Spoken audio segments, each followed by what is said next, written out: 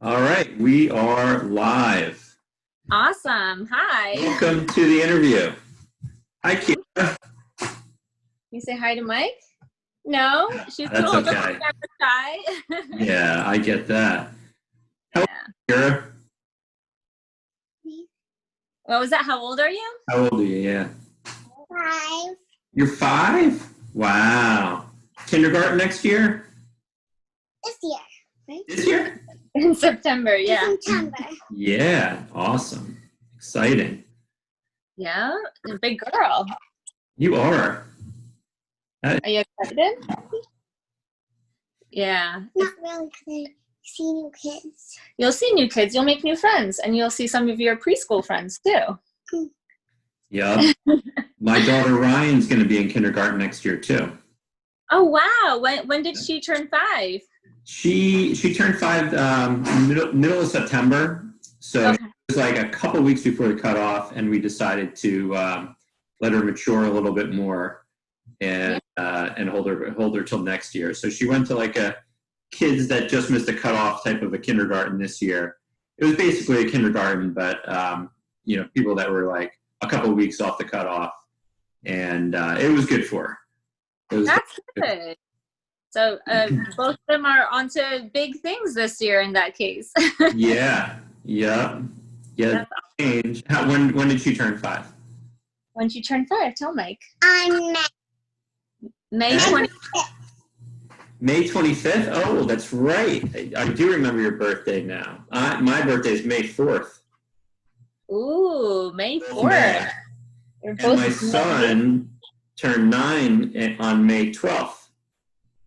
Wow. So that's a big month for you guys. A lot of Mays here. The best month. Right? May is the best. Yep. Taurus, though, I don't think. I think you got to the next astrological sign, right? Yeah, she's a Gemini. Yeah. Yeah. You're probably easier to deal with than us Taurus. I don't know, Mike. I don't know about Keira is a bundle of energy. She's a lot of fun, right? Yeah. Yeah. So how long ago was Keira diagnosed? So Keira was diagnosed, what are we in now? June? So 2 years ago, this June/July. So it's been a crazy ride. Right after 3? What was that? Right after her 3rd birthday? Yeah, yeah. Wow, it's so interesting that it's always not always, but many cases that I've seen is right at 3 years old. Yeah, absolutely. She started showing symptoms. It was very strange. We had no clue what it was, like with many of these cases that we hear about. When she was about 2.5, we started seeing that her hair was thinning out and we could see more of her scalp. That was about September, October, when she was just about 2.5. And we didn't think anything of it until it wasn't getting any better. So it was March of 2018 that we went to a specialist at Columbia University, a dermatologist, just to see what's going on and see, what they think might be the case. Is it alopecia? What could it be? The test results and all the testing that they did was fine. They had no clue. They wanted to put her on some kind of ointment that you rub into the scalp, but we decided against that.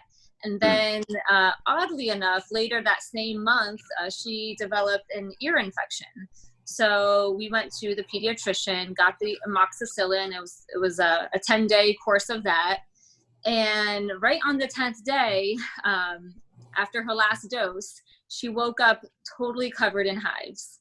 So we went straight to the pediatrician that morning, and they suspected it was an amoxicillin or penicillin reaction. And the hives went away within a few hours, just later that day. But the thing that never went away was the malar, the facial rash. Okay. And it was just peculiar. We were like, was it an allergic reaction to the penicillin? is it environmental? Is it some kind of other allergy? Like, we did not change anything in our routine, in our house. And then things like never went away. And we thought maybe it was stress. Her being 2.5, what could she be stressed about though? So, so many thoughts went through our heads. And then finally we went to the pediatrician. They said it might be lupus, but it isn't lupus because of XYZ, because she doesn't meet this criteria. Let's refer you to a rheumatologist. And that's when we went to a rheumatologist at Montefiore, Children's Hospital at Montefiore in the Bronx, New York. And they did all the tests. We got an MRI done for her as well. And right around that time of diagnosis is when the Gotrin's papules popped up. Mm-hmm. So that was like a dead giveaway of what the diagnosis is. Yeah. Did they think that the reaction to, like, the allergic reaction to the penicillin, like, kind of triggered the flare? I think so. Yeah. The doctors can't say yes or no. Sure. I guess it triggered it. It woke up her immune system, and it gave her that response, I think. And I know a lot of other parents. I've read forums, on Cure JM and whatnot, that it's okay, it's fine. Sorry, it's just a cat. I've read on a lot of the forums that a lot of the times it's activated by some kind of illness or something, or like an ear infection. Or something. Yeah, some type of virus or environmental thing that might have brought, kicked it off, triggered it. Yeah. Go ahead. Sorry, she's hungry. Go get your crackers. Yeah, sure. Yeah, that's interesting. I bet that's what it was. I believe so. And I don't know, did you experience something similar with Ryan? So, like, there was never like a flu or a virus or anything that we could look back and say, hey, that started it. But we did, like, the year prior, we had our chimney was leaking, like our fireplace chimney, and we didn't even know it was leaking until, like, this one bad incident where there was, like, visible water down in the first floor, and we were trying to figure out where it was coming from, and we opened up the wall. Oh, there was like a dripped paint in my daughter's room above that, and we opened up the wall, and it was like in there. Then we ripped up the floor, which was directly underneath her crib, and it was like all black, like it was leaking for a long time. So, like, that could potentially, like, exposure to, I don't know if it was black mold or just like rotted black rotted wood. But my wife thought that maybe there was like a mold exposure that could have triggered hers. She was never sick from it, really. That you can look back and say, she was sick from the mold or whatever. But, who knows? They say environmental exposures are possible, and viruses, and, maybe a allergic reaction like your daughter's case, maybe. Yeah, absolutely. It's just everyone's case is so different, and such a rare disease that you can't pinpoint it. Yeah. Ryan's came on really kind of slowly. Like, she just had like a rash on her elbows, and not so much on the face right away. That came later, but like on her elbows and her knees, and like then it would kind of go away a little bit, and then it would come back, and we were putting like creams and stuff on it. I think it was just like, irritated from something, maybe crawling around on the floor or something, and then she started to look a little puffy, like her forearms looked bigger than normal. Mm-hmm. So Erin thought that maybe she was getting like a infection, dermatitis or something from the rash. Like, oh my God, maybe her rash is getting infected, and then our pediatrician knew what it was right away, luckily. So that was like 2 weeks after she started showing like rash symptoms. So then it was like a very quick progression of dermatologist, then rheumatologist, and by the time we got to the rheumatologist, she had like muscle weakness real bad. Oh my goodness. So she did experience muscle weakness. Yeah, like her legs and her arms and stuff. Like, and in that you could see in hindsight, maybe there was pre muscle weakness that we weren't quite noticing yet. Like, she was not just in the backyard playing as long. She would go inside and just take a nap by herself, and we just thought she was tired. But in hindsight, that was like a month or a month and a half before her flare was visible, at least. So maybe that was like, precursor of just being tired and whatnot. Was Keira's just rash related primarily? Yeah, just rash related. The MRI came back normal, luckily, and she never showed any symptoms of muscle weakness, thankfully. But the rash that she had was intense, and it would come and go, and we had no clue. I mean, we were heading into the summer months as this was happening, and we did notice that in the darkness and when it was shaded, it would kind of fade away a little bit, and then it would get even more pronounced when we would go to the store or go outside. And then that's when we found out after her diagnosis that no sun exposure for her. So now we're very good about sunscreen and wearing hats and not going out during peak hours. But going back to what you said about, having some signs possibly before diagnosis, before her rash even emerged, I was looking at some pictures prior to this amoxicillin that day, and she did have a little bit of redness that would just like come and go, but it was, she has such fair skin that you're like, maybe it's from the heat, or maybe she got a little bit of sun, or maybe she's too hot. But then boom, in March of 2018 is when that rash just came and never went away. Yeah. And so she started getting treated 2 years ago. How long, is she still on medication now, or did it fade out? Yeah, good question. So we started her in the beginning. It was Plaquenil, and then we added the steroids, so it was prednisolone. And then eventually the methotrexate injections, and then the IVIG infusions were the last to be added. So currently, she's only on Plaquenil. She takes daily folic acid, vitamin D. So that's the daily, and then weekly she gets the injection, and then monthly she gets the IVIG infusion. So we've completely weaned her off of prednisolone. That was as of January, February of this year. Although she was still getting the pulse treatment, so infusions of the steroids.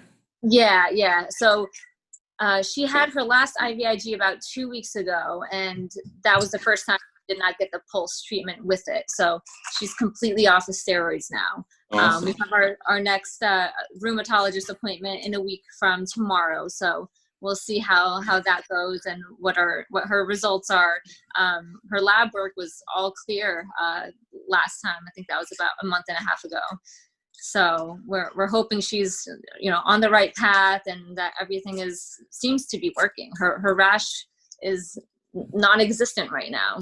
Yeah. How long has the rash been completely gone for? Good question. If I could think back, it's probably been about a good year. I wouldn't say completely. It would come and go. But like completely clear how it is now, maybe 5-6 months. Nice. She still gets like these weird patches, like she'll wake up and there's like a splotch, like a red splotch here, and then like midday it disappears. Yeah, because I was laying. Maybe you were laying on it, but it seems like that's not the case sometimes. Yeah. Ryan gets the same thing. I mean, from her lab work has been good since the first month of her treatment. Wow. Yeah, like her labs have, like, her body responded to the medicine like instantly. But periodically, even now, she'll still get like, you know, a little red underneath her eyes or something, either when she wakes up in the morning, or like we've noticed, and it's hard to figure out what it is, but like when we're on vacation, or if we're like either in the summer, we're pretty much on vacation, not so much even the summer, when we're like putting sunblock on like every day, that by like day 3 or 4 on a vacation, like underneath her eyes, it's really irritated. And, you know, of course, with our kid's condition, you're assuming like, oh my God, like here it is, she's flaring again, like petrified. Yeah. And we started to learn like either there's a combination of like rubbing it with chlorine, like a lot of chlorine, you know, in the public, you know, hotel type pools, or just wiping the water off and constantly reapplying the sunblock there. But as a parent of these kids, it's like it's hard to not instantly jump there, right? Like, oh my gosh, yes. Every little, you know, red mark, it's like, oh my God. Right, absolutely. As a parent with a child with JDM, especially, it's yeah, you have those moments. You're like, oh my God, this is the end of the world.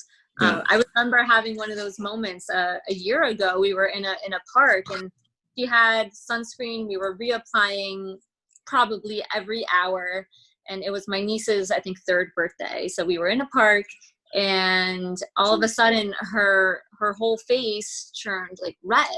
Mm-hmm. And I'm like, she's had her sunscreen, she's had her hat on the whole entire time.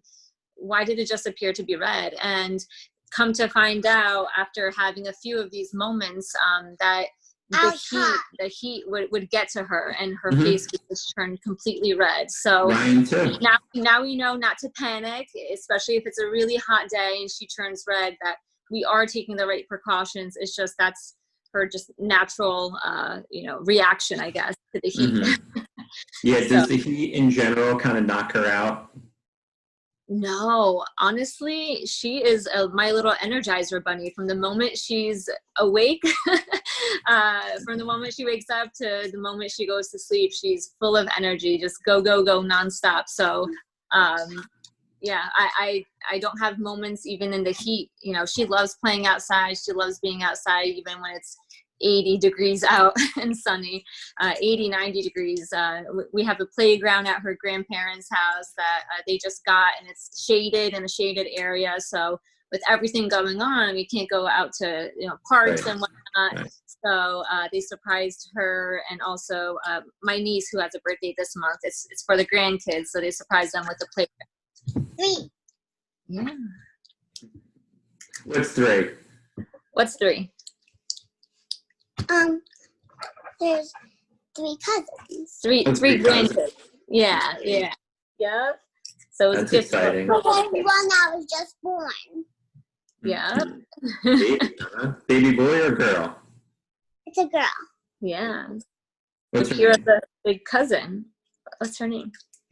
Hadley. Hadley, yeah. Nice. That's a good name. Is this your first little cousin? Yeah.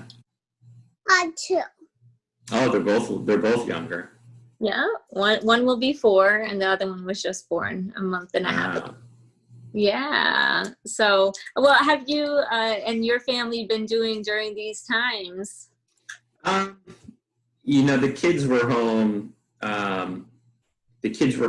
You know, for 2.5 months or so, and we were like really cautious, you know, early on, with, you know, just the information that everybody gave us, and the public in general. But probably like Memorial Day weekend, we went down to North Carolina and went to the Outer Banks, you know, of North Carolina, which was, you know, kind of remote. I mean, not super packed or anything, but you know, that I think helped us get past like the fear of everything a bit. You know, New York. You guys are in New York, right? Yeah. So like we're in like, you know, fear epicenter. You know, we're our 2 states. So yep. It's been very scary, but you know, I feel like, you know, as a parent of a child like this, like you've got to do additional research and really understand things for yourself and not just what people tell you, particularly the, you know, the news and, you know, politicians and whatnot. So, you know, I've started to feel a little less fearful just reading, like, you know, some of the medical studies and stuff out there, that how it's primarily affecting older people, and specifically older people with pre-existing conditions and whatnot. So we definitely feel better now, and aren't as, you know, fearful of getting back out there soon, and, you know, school coming up in the fall and whatnot. So, you know, I guess part of it for me is like, we always have to be cautious for those things, right? Like we've got to be cautious in flu season. We've got to be cautious around, you know, anyone that's sick. We've got to be cautious with the sun. You know, and I guess we're particularly well prepared for something like this. Yeah. And as long as we've got, for me, as long as I've got the information to understand it enough now, like I don't feel like I'm as concerned as I used to be. And I don't know if, you know, you feel the same way, or you're also in a even more hot zone than we are. So, Yeah. you know, how about yourself? Like, what, you know, what's your outlook, you know, on the we kind of like you. It was all scary at first. I think what gives me a little sense of relief is reading on the Facebook Cure JM parents and parents of JDM, of how everyone is so willing to let their kids go to school in September. And I kind of get a sense of comfort from what others are experiencing and saying. But at the same time, I'm like, oh gosh, like we're not going to stores. We're not going anywhere. She stays home all day between my house and my parents' house. Mm-hmm. And that's pretty much it. And I spoke with, and her daddy's house. That's right. Mm-hmm. And I spoke with her rheumatologist yesterday just to get an idea of, hey, like now that we're about 3 months into this, what are your recommendations, you know, for a child with JDM such as Keira? And she's like, don't go out if you don't have to, but if you do, wear the mask, hand washing, don't touch the face, cover up. That's right. So I'm still a little hesitant. Like we're seeing family a little bit more, but we're staying outside. We're all wearing masks. We're all relatively 6 feet apart. Even when she plays with her cousin, they both have masks on, and they're very good with wearing their masks, even at their age, and understanding to, you know, keep 6 feet apart or a couple of feet apart. So I know most. I'm oldest. You are older. I was born like that. You were born like that? You are smart. So I think I'll be okay. You know, once come September, I think I'll feel a little bit better. But at the same time, I know going to gymnastics class with her and seeing a kid sneezing would freak me out. Mm-hmm. Yeah. And, you know, I'll have to put a lot of faith in the school system and the nurses and the teachers, making sure that they're taking the right precautions. So we're actually working on a nursing plan or a 504 plan with her school district right now. Yeah. Did she go to a pre-K or preschool that you had to kind of rely on that as well, especially during like the thick of her treatments and everything? Yeah, for sure. So she would go to preschool. It was only a half-day program. She was going only 3 days a week, but they were very aware of her condition and very understanding. And even her classmates were very understanding when she had to leave early for treatments or she was gone for a day because of treatments. So she had a lot of support there. And the teachers were great. I kind of made my own, I guess, 504 plan with her dad, and we just kind of jotted everything down for the teachers, so they would know what to do in case of anything. But she's never had any kinds of bad symptoms after her treatments. She would get IVIG, and then the next day go to school and be fine. Yeah. She never had any reactions to it? She's had a couple episodes of like hives that would quickly go away. Give her a dose of Benadryl and she'd be fine. I remember the first time that she ever had IVIG, she got a really bad migraine the next day, and this she was just 3.5, and it was hard for her to say, hey, I have a headache. She was just saying, my brains hurt. She was screaming, and I rushed to get her some Benadryl from the store, and quickly enough it went up. Oh, you were 4? I'm sorry, maybe she was 4. I was. And I bet you remember. you have a good memory. So yeah, that's the only time I remember her having a really bad reaction. It was just the headache, but never anything else. Did Ryan ever have any kind of symptoms? Yeah, the IVIG would she did IVIG for 23 months. Okay. Her last one was last July. Yeah, last July. So she's been off IVIG for a year now. Or maybe it was August, but yeah, 23 months of it. And I would say probably she went to the hospital because she was like throwing up and dehydrated twice, maybe 3 times. Definitely twice, and had to get like fluids and stuff. Wow. She would get sick the next day, probably like maybe up to 10, 8 to 10 times. And we kind of knew like it was somewhere between 24 and typically more like 48 hours after it. Okay. And she would get the headache, and then the headache, if it went too far and we didn't get the headache under control, then it would make her sick, throw up. Right. If we didn't get the throw up under control, then we knew we were, possibly going to the ER to get fluids again. So it happened a couple times, 2 to 3 times, but yeah, she would get, the headaches would get her. They started slowing the dosage. That seemed to have helped a little bit. Instead of like, a 6-hour infusion, it was more like an 8.5-hour infusion, and that seemed to have helped a little bit. And then as she started weaning the amount of IVIG and the infusions got shorter, that certainly helped. We didn't have as severe, withdrawals or whatever.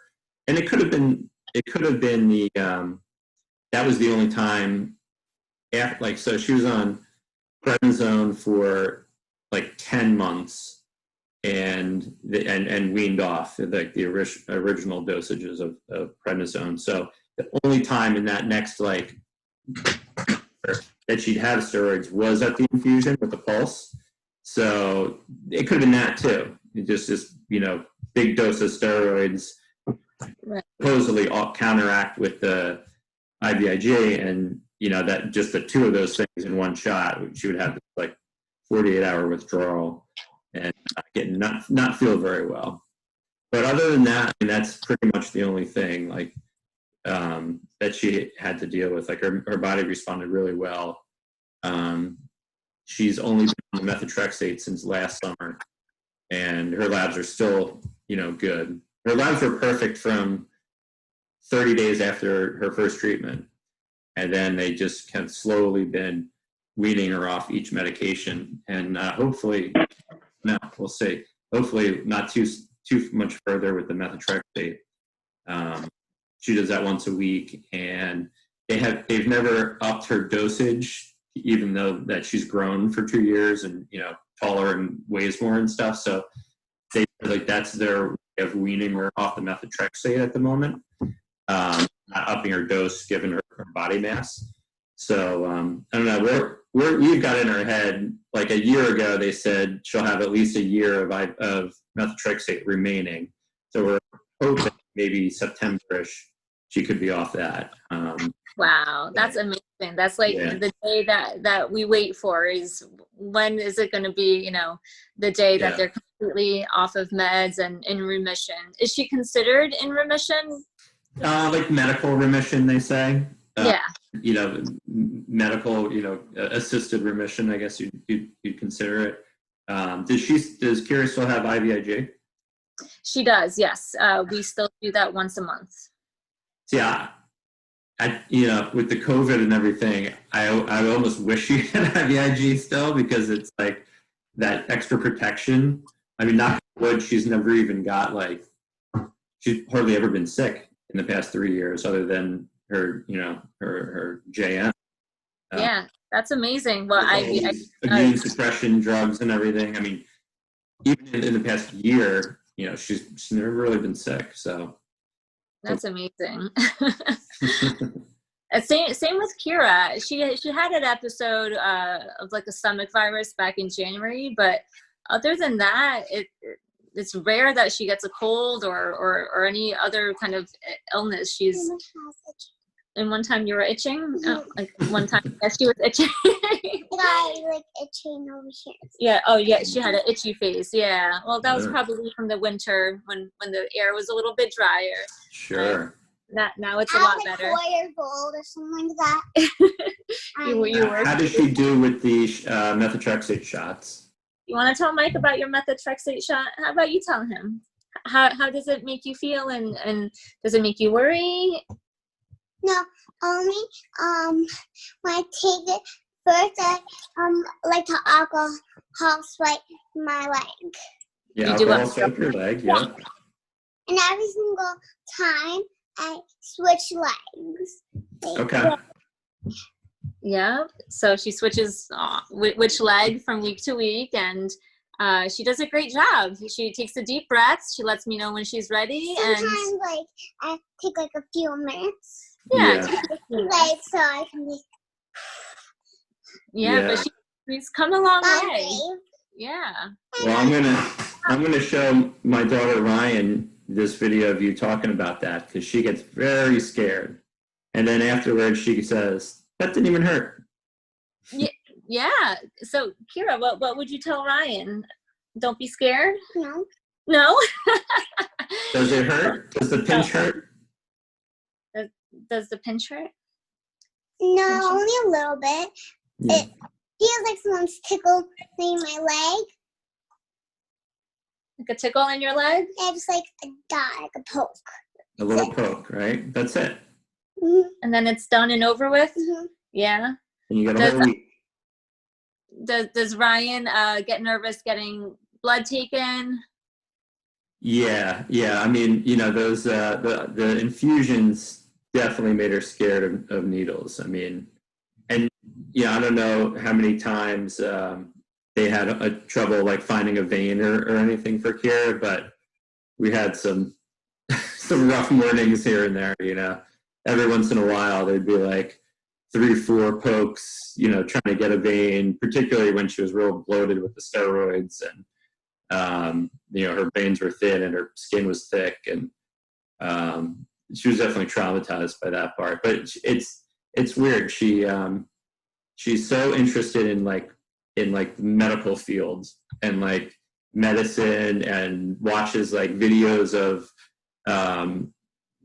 kids at the hospital on YouTube, and doctors with kids, and these cartoons, which are actually really cool, about the human body and the digestive tract and all this stuff. And so she has this crazy interest in the medical field now that she probably would never have had. But she still gets very scared. Sometimes she'll get sick, it'll make her throw up in anticipating the shot coming.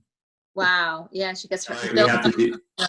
Yeah, she really does. And yesterday, 2 days ago, or whenever we did it this week, she got sick, but then got herself together and just put her head on my shoulder and didn't look, and it went really smooth. So hopefully we'll be able to get her to do that again next week. But it's a weekly thing. Sometimes it's more scared than next, and I'm holding her down like a straitjacket and trying to hold her leg still, and she's got this superhuman strength at the time. Oh my goodness. Pushing, and I mean, oh my God, it's a process.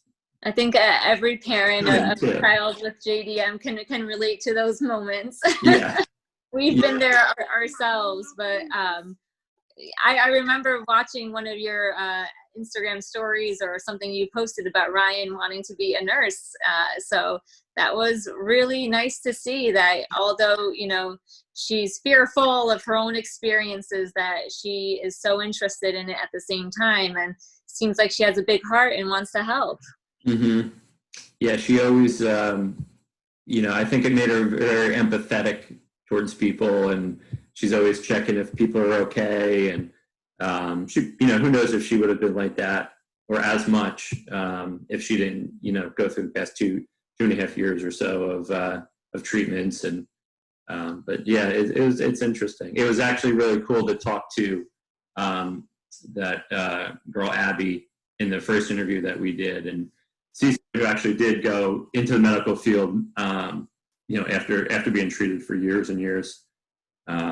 Yeah, that's what's been fun about doing these interviews is, you know, everybody has a similar story, but mostly different as well, like quite different. You know, every case seems to be totally unique. But it's been really cool to see some of the older people that have like lived through it and are, you know, coming out on the other end as, you know, teenagers or you know, college kids. And you know, I mean, I know of one kid, you know, one story through Pure JM of the son actually, you know, not making it. But other than that, I mean, I don't, you know, everybody seems to eventually get to remission. You know, the better majority seem to get to remission. So that's positive.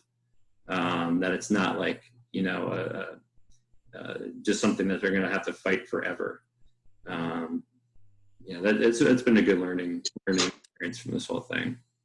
Yeah, absolutely. Looking on the forums and on Facebook and seeing the success stories of, I graduated high school, I'm going to college, I graduated college, I'm getting married, and I've had JDM since I was 2 years old. And that gives me so much hope for, you know, Keira and every kid, you know, such as your daughter, that is fighting for their lives, you know, with this disease.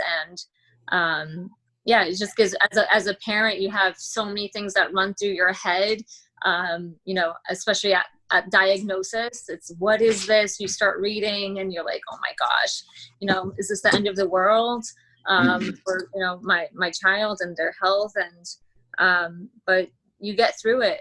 She inspires me every single day, just seeing her take her medications. I remember the first few months, it was a struggle getting the Plaquenil and the prednisolone. And the gummies. Yeah, and we took gummies. Yeah, we take the medicine and take a gummy. So I had to like put like chocolate on it or something. Yeah, we would mask the taste, right? And With now chocolate. she takes Gummies or something. Gummies, chocolate. We tried everything. Is the Plaquenil a pill? No, the Plaquenil is compounded. So it's I guess they just take the pill and crush it, and they put it into liquid solution, liquid substance. So it's like a syrup, and you can see like the pieces of the Plaquenil in it. It's kind of chunky. It's kind of chunky. So I believe that's what it does. And how does it taste? Tastes good, but tastes good? No, it actually tastes really bad. But the three of them, the one that I used to take, was good. Like the prednisolone was good. Like all three of them were, but now not the first one I take. The vitamin D and folic acid are okay. Yeah. Yeah. So she, from a very young age, when she first started. Folic acid. Yeah. Also. I thought you were shy. Sometimes. Sometimes. At grandma's. Grandma's. Okay. Because they don't have the one that has the teddy bear on it. Yeah, that's all right. So it's great to see where she's at a point where she takes all three of her morning medications in syringes and just pops them in 1, 2, 3, and she's done. Then she's off playing. So we've come a long way with that. I'm sure you've experienced that too. Yeah, the liquid stuff was tough. I remember like, especially the volume of the steroids initially, like trying to mask that, and oh my gosh, hours some mornings, literally multiple hours to try to get like one little tube of something in. I remember we used to put it in these little yogurt monkey drinks. Okay, yeah. Yogurts, and it was like 2/3 prednisone, 1/3 yogurt at one point when the volume was really big. And oh my gosh, it was so bad. And then she started just getting so used to that taste that she probably thought the yogurt tasted like the prednisone was the yogurt. Right. And then, and then when we would travel and you try to figure out like, I've got to keep this prednisone like cool because it had to be like refrigerated, and we would stay at a hotel, like we were in ski season, we'd be at a hotel and there was no refrigerator, so I'd like have this little bag cooler out of the window, like hanging out the hotel window. I mean, so many crazy things to try to get through that process and time. Oh yeah. I'm sure, especially if you're out skiing, you just grab some snow, just stick it in the snow, you're good. I mean, oh my gosh. Yeah, it's a lot of preparation, you just reminded me of my own experience. It was my first time traveling with her on a plane and to Florida this past. She liked it. She liked it a lot. First time. Anyway, we went to Florida to Orlando, and yes, her grandfather got sick at the end of it, but everyone else was good. But just the preparation itself, just, do I have all the syringes? Do I have all the medications? The prednisolone has to be cooled. I had to research online. What do you do with cold medications? Can I take it in my carry-on? And just like all the planning and stuff. So it was a lot. It was a lot. And now I'm a little more experienced, and now I don't have to worry about the prednisolone because she's not on it. But it is a lot. It was overwhelming at first with her diagnosis and remembering how many mLs of the Plaquenil and the folic acid and this and that. And now it's so easy for me, and it's easy for her. So it's just become a normal way of life. So anyone that's newly diagnosed right now, and going through all that, we've been through those feelings, and things do get better. Yeah, absolutely. Yeah, it's funny how overwhelming it is at first, and then soon enough it just becomes your routine. Yeah. And the kids as well, and the same thing with, like sunscreen now. It's just, she knows, she pretty much doesn't fight it anymore. Sometimes she doesn't feel like doing it, but she knows like, oh, I got to put my sunscreen on, like if we're going out. So, yeah, it is a little scary as they get older, and they'll have to be responsible for that on their own a little bit more. Yeah. I mean, that's always been my biggest fear of like, someone that she's staying with, like, my in-laws or the school or something, like forgetting one day and like, oh my God, like what would that do? Oh yeah. Yeah. So that's definitely when we're not in control, are they going to be okay? And I can definitely relate. I've been working from home, and sometimes she'll go to grandma's and grandpa's and play at their house, and I'm constantly checking in. Is she wearing her hat? Did she reapply her sunscreen? And they're like, yes, it's fine. But at the beginning, it was hard for family members to understand how dangerous the sun can be, how important it is for her to wear sunscreen and reapply it and not go out in peak hours and wear a hat. So I was very strict with that. And my family didn't understand that, there's a disease like that. That makes no sense. No, right. For her, it makes sense. For her, it's real. It's her reality. And we live it every single day. They don't. So for them, it's like, it's a little bit different. So when we went to the beach, we went to Wildwood. That was last year, I believe. And My- there were my- sharks in the water. There were sharks in the water. Oh goodness. I saw one You baby. saw one. So we went to Wildwood, and at that point, my parents understood. We were there with them for almost a whole entire week, and they saw that we could only go on the beach in the morning before the sun came up, or after the sun went down a little bit. So otherwise, we were inside all day. Couldn't really do the typical playing in the sand, in the sun, tanning, jumping in the water. But it's a new normal for us, and we've adjusted. Yeah. Does your doctor recommend that you're that strict with it, even with like heavy sunblock and everything? Yeah, I mean, I'm that strict with it because I don't want to flare up. I'm very cautious. Maybe I'm too cautious, but she showed the skin symptoms primarily. So I don't want to risk anything. And we kind of just make it work as far as still being able to enjoy the beach, in that example, but just not doing it during the peak hours. Mm-hmm. Yeah, and the doctors, I would say, yeah, they would, agree with being super cautious in this case. And she's come a long way. She's off of the steroids and everything, and to go backwards, I would, hate to do that. So I think it's been working. Mm-hmm. Yeah. Every case I think is unique, and for someone that's primarily skin, it's interesting to hear that it might be a little different. Like Ryan's was some skin, but I would say more pronounced on the muscle weakness side. Okay. So we've she has like her long sleeve bathing suits. Her legs are out, but she goes out to the pool and out to the beach and stuff. We're crazy about reapplying and we've tried out probably every sunscreen on the market, which ones seem to work the best with her. I mean, she's never seen a sunburn for sure, but which ones seem to be, better protection and whatnot.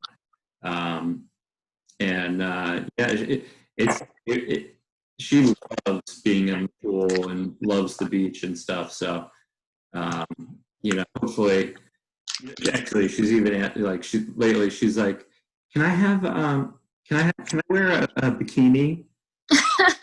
Oh my God, you're like not even like turning 6 in a couple of months. Like we're already having this conversation.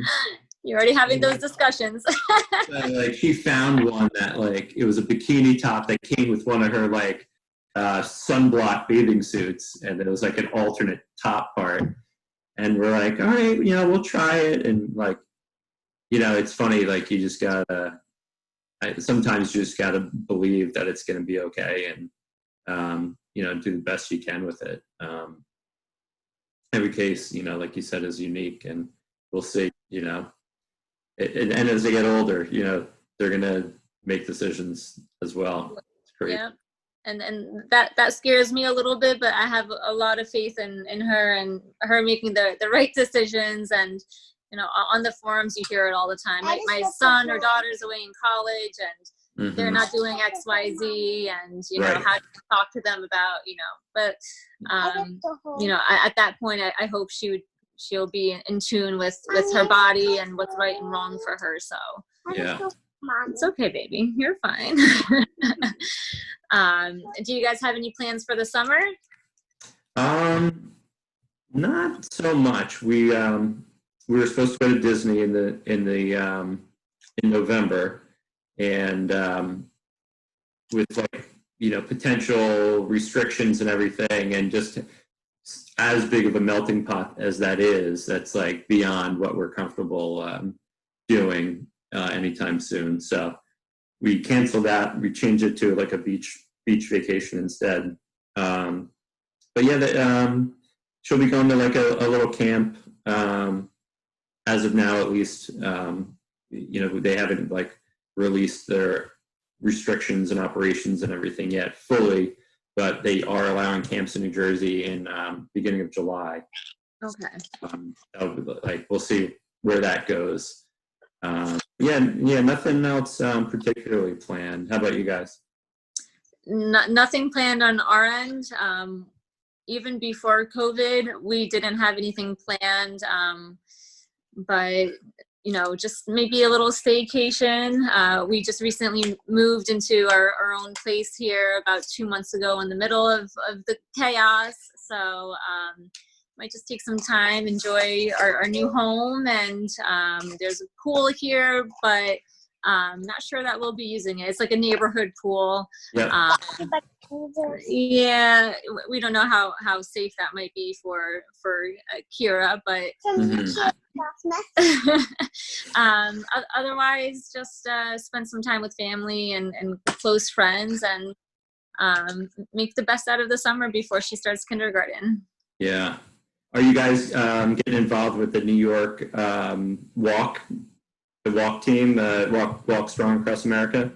Yeah. So I helped out last year.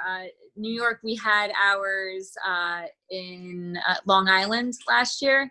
So we were a part of that. And the year prior, that was in Scarsdale, New York. So yeah, we've been fundraising. Do you want to tell Mike what we do for fundraising? You want to tell him? We take bottles. We recycle bottles. Yeah.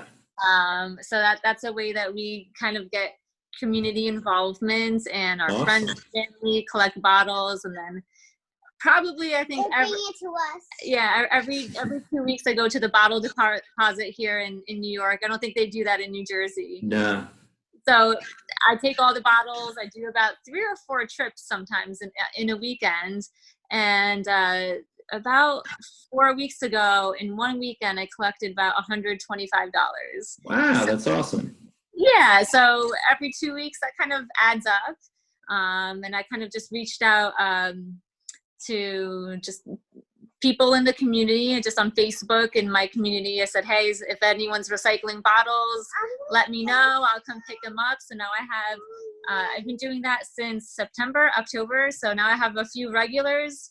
And just go to their house, pick up bottles, and I do that whole thing. So I did that even prior to, Cure JM and her diagnosis. It's something environmentally that I believe in. It's good for the environment, and you get a little something for it. So now it just all goes to Cure JM. So hopefully every little can counts is what I say. Absolutely. Absolutely. And a good lesson for you too, right, Keira? Yeah. You hear that? What? Bottles is a good lesson, right? It's a good lesson, yeah. Recycling bottles. It's good for the environment and the turtles and all the animals. Yeah, so the turtles can swim fine. Exactly. That's what we say. Soon, sweetie. Can you be patient? We're almost done with our friend. Well, it's nice to see that you lost your shyness on camera. That went away pretty quick. You're no longer shy on camera, Mike said. That your shyness went away. I call her a little sass ball. She's sassy. She likes to get a reaction out of people. You're not shy anymore. Oh, one more question I have. What is Cafe Keira? Can you tell me what Cafe Keira is? Oh my goodness, what is Cafe Keira? Well, it's a special cafe. And it's my cafe. And I make special things at my cafe. Yeah, we just got our first special order today. Do you want to tell Mike about that? Mm-hmm. So who made a special order today? Alice, my cousin. My Ooh. little cousin. Okay. Yeah. Little. And what does she want? She's 3 and she's gonna be 4 soon. And she wants Despicable Me cupcakes. Despicable Me cupcakes. Nice. Are you going to help make them? Yeah. Nice. Because Keira's cafe. Yeah, of course. Otherwise, it wouldn't be your cafe if you didn't help. Yeah, why not? I might make them tomorrow. You might make them tomorrow. We'll make a test batch tomorrow. All right. Well, make sure you post some pictures of it so we can see it, all right? Will you do that? Yes. All right. Me and you. All right, we will. That's Promise. a plan. Sounds like a good weekend to me. Yeah, it'll be a Because good I weekend. also have a phone. You also have a phone? She has a phone she FaceTimes family members from. Mhm. Very No. tech savvy, this little one. I'm sure Ryan is Oh too. yeah, yeah, it's amazing, right? Yeah. Thank you guys so much for doing the interview and telling everybody your story. And Absolutely. I'm glad that you got to talk on camera. Make sure you watch this and check your out, okay? Yeah, you got it. Thank you so much for, spending time with us and sharing yours and Ryan's story as well. So all the best to you guys. Stay safe during the summer, and we'll definitely keep in touch. Sounds good. Be well, guys. All right, you too. Bye, Mike. Bye. Bye.